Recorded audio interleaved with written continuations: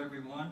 Do any of you know that the city of Springdale, Arkansas is spending approximately $50,000 a year just to clean up graffiti?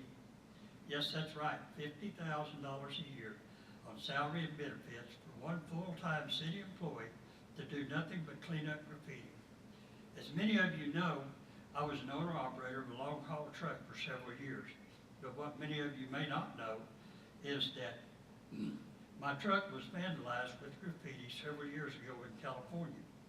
The out-of-pocket expense was several $100s to clean the graffiti off my truck.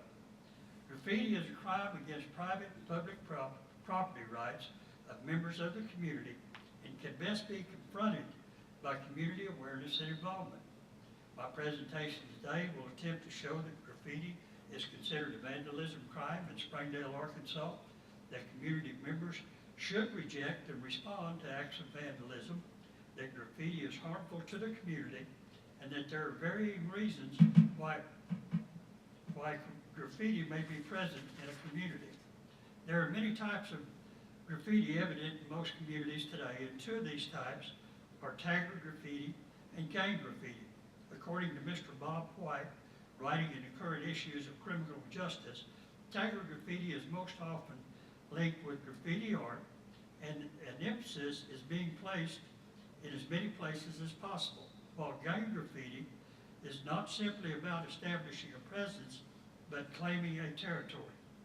There seems to be two distinct mindsets in most communities concerning graffiti, and they are rejecting it as vandalism or embracing it as a unique form of self-expression, according to an article in Facts of File News Service published in April of 2011. According to this article, critics of graffiti say that it is not an art form and that vandals, when caught, should be severely punished, while supporters say graffiti is street art, allowing even those that are not trained to express themselves artistically in public spaces. Graffiti vandals believe their actions harm no one, but in reality, graffiti hurts everyone, according to an article published in Get the Facts. This article goes on to say that graffiti contributes to loss of revenue associated with retail sales and declines in property values.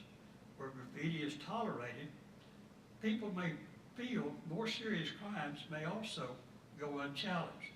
Based on preliminary studies in cities across the United States, it is estimated that cleanup costs taxpayers between $1 and $3 per person per year. In our community, the local police department has established a crime suppression unit, or CSU, that is proactively addressing emerging criminal activity.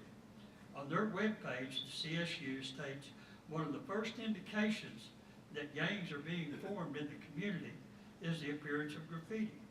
Our local law enforcement system views graffiti as a property crime, not an art form or a legal act of personal or political expression. I hope my presentation today has increased your awareness that graffiti is considered a vandalism crime in Springdale, that we can reject and respond to acts of vandalism, and that graffiti is harmful and costly to our community. The members of our community must be aware that graffiti is a crime and not just juvenile mischief, and must act accordingly in reporting this crime to the local police. In closing, let me restate that graffiti is not a victimless crime. Each of you are paying for a portion of the cleanup cost in increased taxes and/or decreased alternative services that can be provided by local government. Thank you.